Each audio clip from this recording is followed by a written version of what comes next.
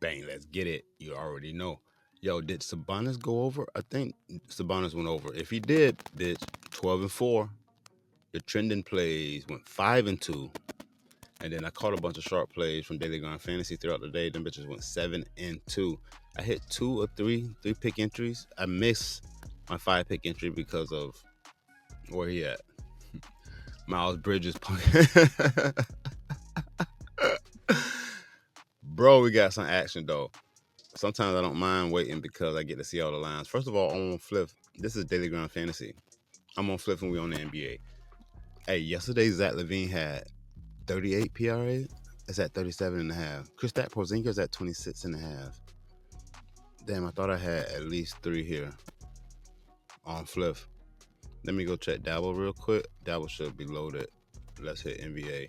It don't look like there's a ton of value though. They're not extremely valuable. Though, do I got 3? Trae Young over 3 rebounds. Damian Lillard, rebounds and assists. Davion Mitchell, under 13.5. And Nikola Jokic, under 22.5 rebounds and assists. I'm not positive if I am extremely crazy about those. I'm going to play some of these. I just don't know yet. Let's go back to Pick Finder. Damn, I didn't line my shit up, but you already know. Let's clear this shit out. Give me points, rebounds, assists, points and assists. And then bang, bang, bang. And then I want 3 points made, 3 points attempt. Field goals made, field goal attempt. Close that shit. No. Let's go to the last 10 and see what they do. Yo, Pick Finder update is crazy. This is pickfinder.app. The code is ReallyRico. You get 10% off for the life of your subscription. Yo, last 10, we got a couple of players that have a 100% hit rate. Who's that? Keon Ellis, over 5.5 points. I take that. I'm taking Keon Ellis over 5.5 points. I'm just looking at the trends. As you can see, did y'all show y'all the record? I did show you the record. I got to go back because we got to talk about the record. Smack session this year. We at 62% hit rate, bro, with 133, 79-2. Bang, let's get it. Wait, I got to go back to the screen. And all I'm doing is taking the sharp play, wherever it's available, and the trending play that has a 90% hit rate or more, or some 80%. But what I'm just doing is putting in a ton of volume. There's nothing you can research. You can keep going.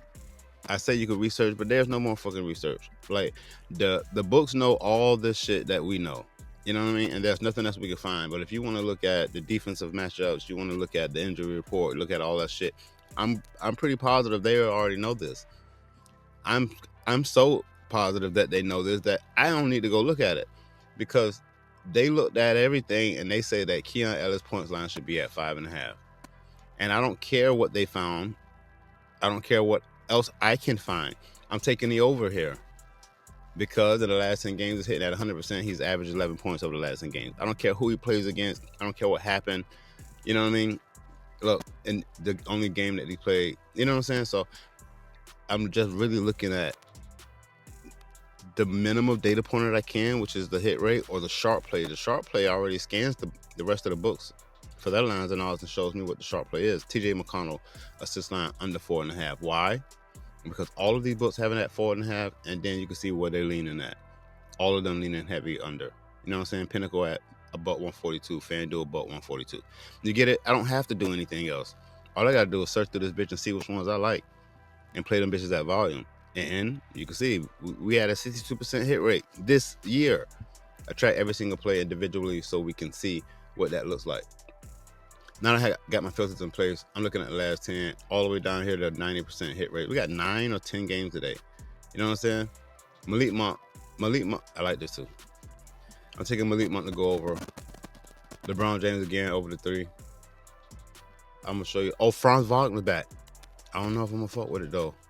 We got Malik Monk assist. Jesus, Franz Wagner is back, but I don't know if it's his first game or what. Keon, how many else we got? 90, 90, 90. I don't see anything that I absolutely love at 90%. I mean, just because it has a 90% hit rate doesn't mean like, oh, I'm just automatically playing it. You get what I'm saying? So you get to see me surf through this. It looked like it's going to be a bunch of sharp plays today because there is value out as I don't see a ton of trending plays that I like. Let's go look at the unders. Let's go look at the unders at 90%.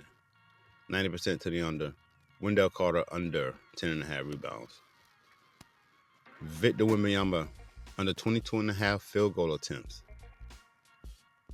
Bilal under his PRA. Jason Tatum at 40.5. They play the Lakers. I'm taking the under. I'm gonna go through these really quick, but let me just. I think I like this one too. The rest of them bitches gonna be sharp. So let's hit these real quick.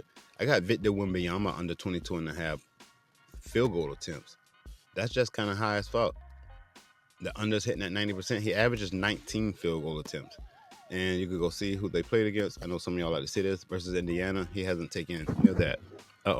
Give me Victor Wembanyama to go under 22.5 field goal attempts. Next, I got Jason Tatum points, rebounds, and assists at 40.5. He might torch the Lakers. I'm not positive why they got this bitch over the Atlas, but no, it's not. And his PRA has been a trip, especially if you've been rocking with me from last season. You can see how heavy we was on that bitch. But anytime it was over 42.5, I went under, and they had his PRA way too high last year. Now you can't catch that bitch at 40.5, but he absolutely has been under this number at least in the last 10. 90% hit rate to the under. Give me Jason Tatum versus the Lakers to go under 40.5 points, rebounds, and assists. There's just too many people on his team that can do everything. I got Wendell Carter Jr. under 10.5 rebounds. Like Franz Wagner and Ben Carroll's back. Let me go look real quick. It really doesn't matter. Oh wait, Goga's out though. And Jonathan Isaac's out. They are questionable. Franz is questionable. Isaac's questionable. Goga is definitely out. But I'm still taking Wendell Carter Jr. to go under 10.5 rebounds. I like to see what he done against Portland. He had 13 rebounds in their last matchup. Again, Wendell Carter Jr. under 10.5 rebounds. Has a 90% hit rate. He averages 7 rebounds over the last 10 games. We played this a couple of videos ago. LeBron James to go over 1.5 3-pointers made. Oh, that's a goblin? No, it shouldn't be a goblin everywhere. Where's on Dabble? It's at 2 on Dabble. Fuck out of here. I like it at 1.5. Dabble is pushing. You know what I'm saying? At 2. So I like LeBron James to go over 1.5 3-pointers made. And then you saw Malik Monk points, rebounds, and assists at 27.5. He's smacking this 90% of the time. Over the last 10 games, he averages 33 points, rebounds, and assists over that span. Let's see what he's done against Denver. In the last game, he went crazy. In the last matchup in December, he dropped 41 on their ass. Go back to the all. I'm taking Malik Monk to go over 27.5 points, rebounds, and assists. I think his assist line is at 5.5. I like that as well. For those of you who are afraid of, where the fuck did it go? Points, rebounds, assists. I think it's at 5.5. I like this over too. That bitch sitting at 90%. He averages 7. I'm taking the PRA though. Might take this as well if I can find it straight up. I don't see that bitch on flip anywhere. And then I got Keon Ellis points. Keon Ellis points is at 5.5. Why? I don't expect him to go crazy, but he's been crushing this number. It's hitting at 100%. He averages 11. I'm taking Keon Ellis to go over 5.5 points. And then I hate that I have to do this like this, but I want to do my I want to put my sharp plays in this bitch, but I have to track them. So what I'm gonna do is just go ahead and start typing it. I hope you can't see this. Yeah, this is my notes. And then I could tell you the plays that I like and go ahead and play them bitches. I'm taking the Joker to go under 22 rebounds and assists. That's high as fuck. You can go look. Oh, no. You could do it like this. I'm taking the Joker to go. Nikola Jokic to go under 22.5 rebounds and assists. Where is it? Bang. He been smacking this, though. That's the sharp play. Look. This is awesome. This is fucking awesome to show you. The sharp play is the under 22.5. Why? Multiple books have it at 21.5, and they like the under. But on Dabble, on Daily Grind Fantasy, under 22.5 is the sharp play. But look at what he's done over the last 10 games. He's smacking this. Oh, it's at 21 right there. Where's that? Dabble got 22.5. At 22.5, he's hitting this at 80% of the time. He averages 25 over the last 10 games. Let's look at his opponents, Sacramento. The last 2 games, he crushes number as well. But this is what I'm saying. Like, so when I come to this conundrum, I always take the sharp play. I always take the sharp play over the trending play because the sharp play scans the market. The trending, the market doesn't give a fuck what happened in the last 10 games. You know what I'm saying? The sharp play doesn't care what happened in the last 10 games. The trend, the historical data just showing us that over the last 10 games, yes, he's been smacking this. And this is why I play both of them bitches. Like, go back to the rebounds and assists. This is why I play both of them. Because when it comes to I'm not going to play both of these plays. I'm not going to take over on the trend and then under on the sharp play. When I find both of them and they do not agree with each other, I'm taking a sharp play every single time. Every single time, because none of the formulas that these sharp apps use consider historical data. It's only considered to what the other books have the lines and odds set at, and it compares it back to the site that we play on. Like, it has nothing to do with historical data. I hope that makes sense, because it did not at first to me, but now it clearly does. Historical data is just that. This is what's happened over the last 10 games. This is why I try to separate them and say these are trending plays. A trend means just this is what's happened over the last 10, 15 games, 5 games, whatever. That's just it. It means nothing else. It's just that this is what happened over the last 10 games. That is it.